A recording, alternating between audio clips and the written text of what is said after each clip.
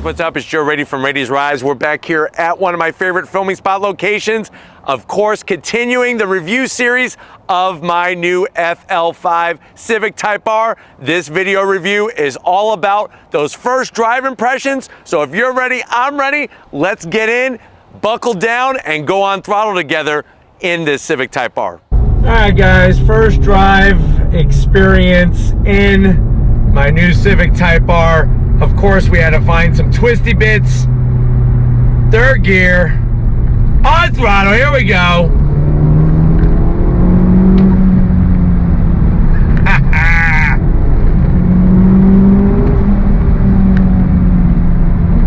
Woo!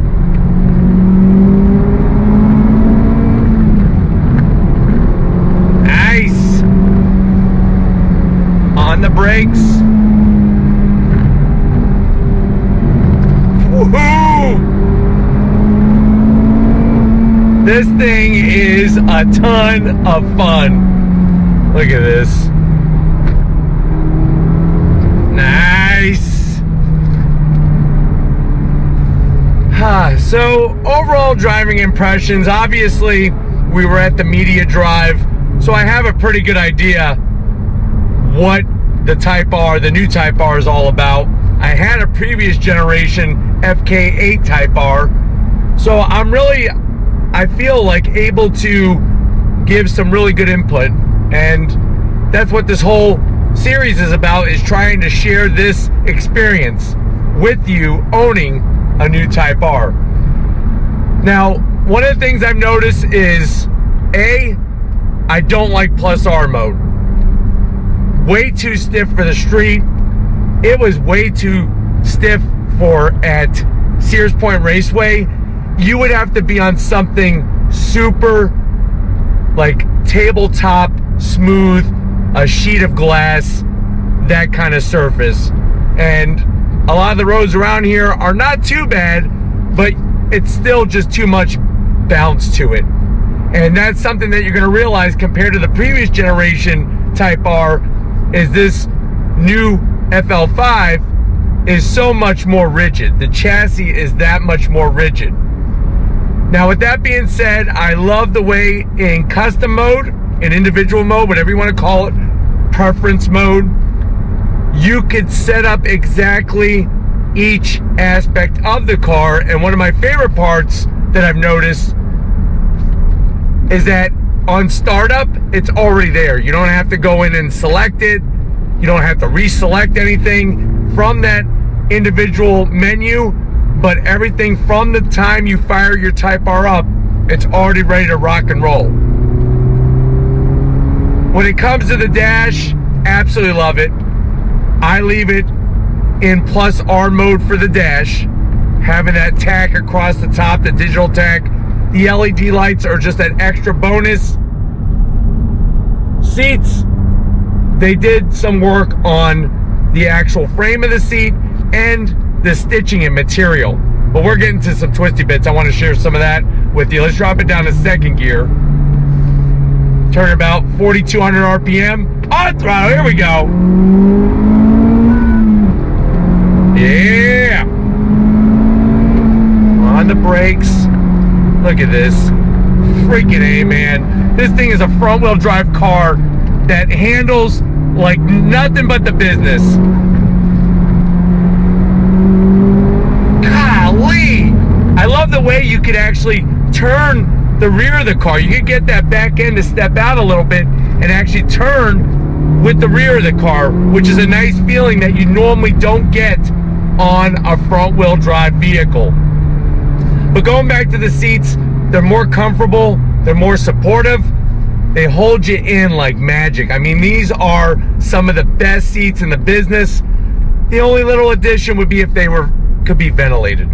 The seats in my ZL11LE, which are Recaros, are not only power, but they're also heated and ventilated. This is none of the above.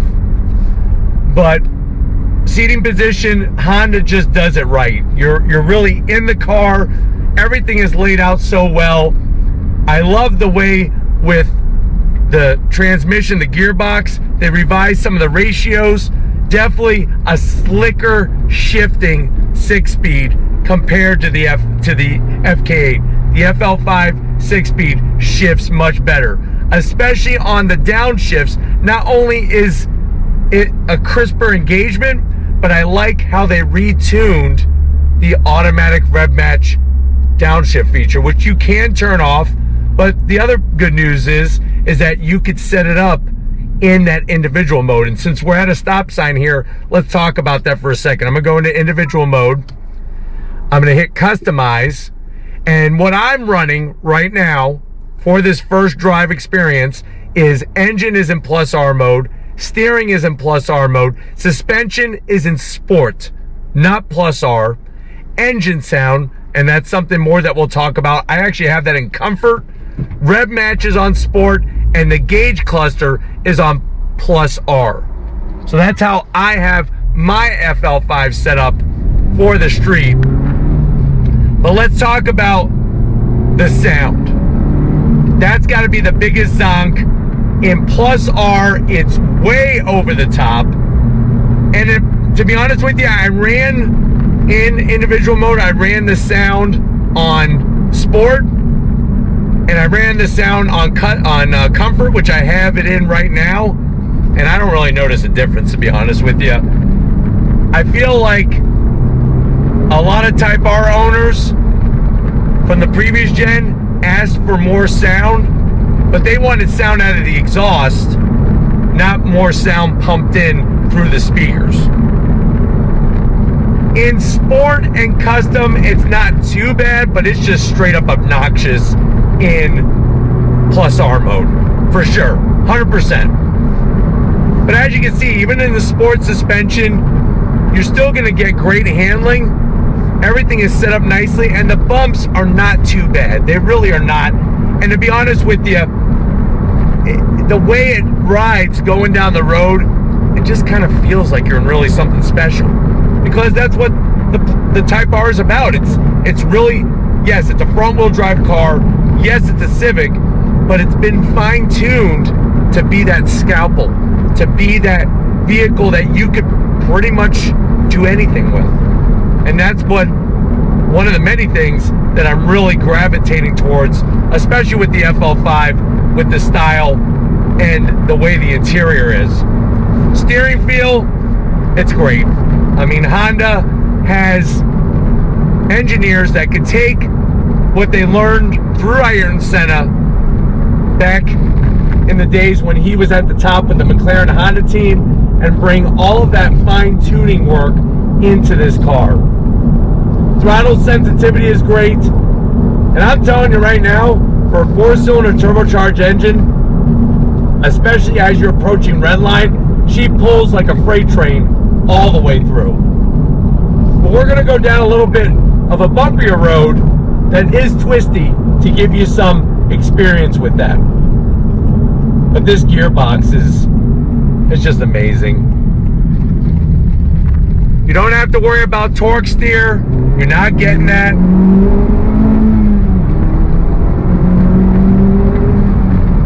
But I'm telling you, it does a great job of getting the power down.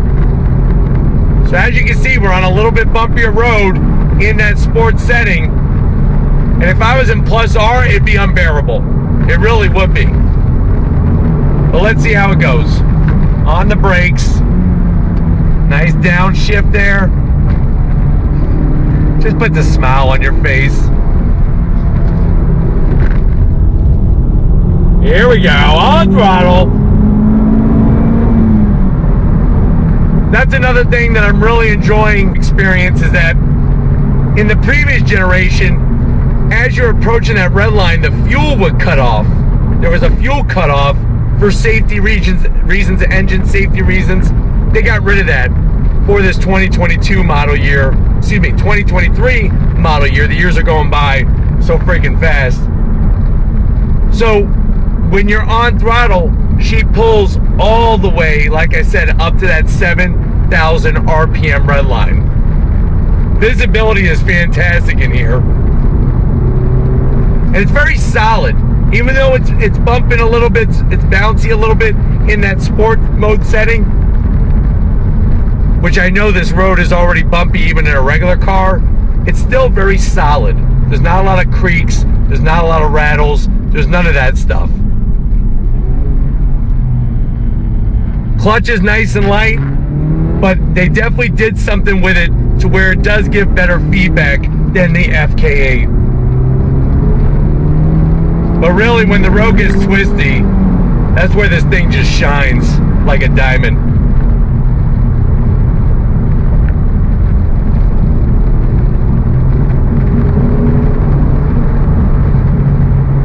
Of course, you got all this the Honda safety features in here, Honda sensing safety features, and just everywhere you look and touch feels more high-end. I like the flat black. I'm not a big, as you know, I'm not a big gloss black fan, and it makes sense to me because if you're on a track, you're not going to want all that glare from the gloss black in your face. But let's go on throttle again. On throttle, here we go.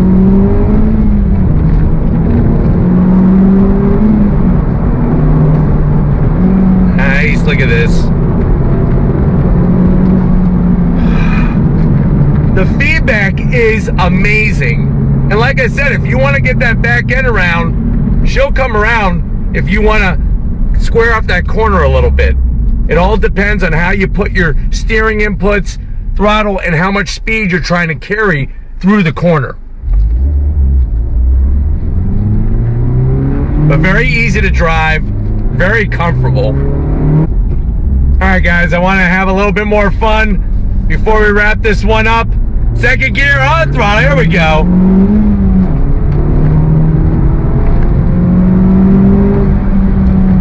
Just allows you to really be one with the car. So smooth, so precise, and just really creates a wonderful environment to be a car enthusiast in. Especially these transitions left to right are just phenomenal.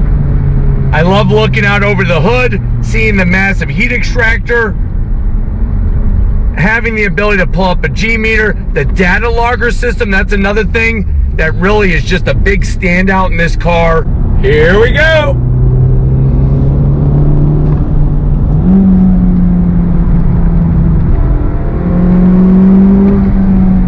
This car is amazing, I'm telling you.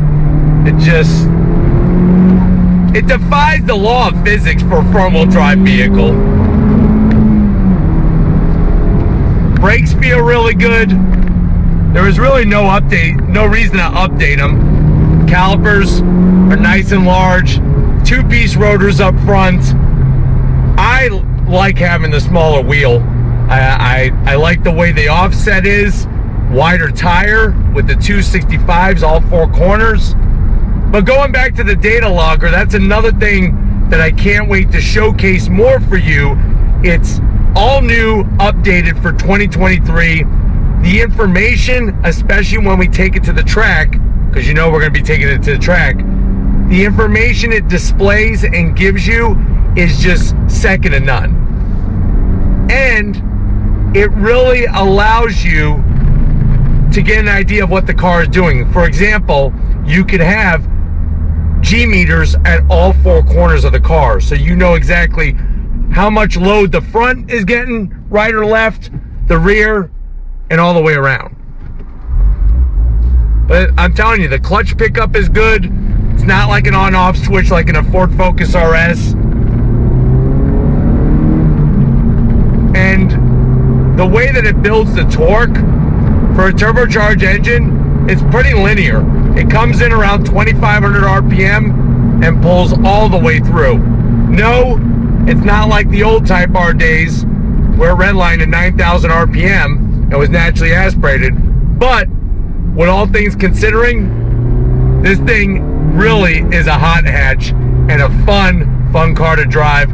I can't wait to do more with the car, because the more that I do, the more I'm going to showcase with you. So definitely stay tuned. Let me know what you think so far about what I've talked about in this review with that first time driving experience. Also, let me know what questions you have about the Type R, and I will put a driving vlog together just for you and whoever else wants the question answered, so that we could really open this up and you could get a better understanding, especially that big question, Joe, why did you buy a Type R over something else? Because there's a lot to choose from. Why didn't you get another V8 powered car, or the new Z, or a Supra, or any of the above? We're going to talk about that, don't you worry. But always, like before, if you're new to the channel and you're on your way out, hit that subscribe button. I promise you it's worthwhile. Come back for more. If you are a subscriber, thank you for being part of the Raitis Rides family. Definitely got to thank Steven and Lori for helping out, putting this all together, especially with all the hard work they do behind the camera. And just like always, guys, I'll see you on the next ride.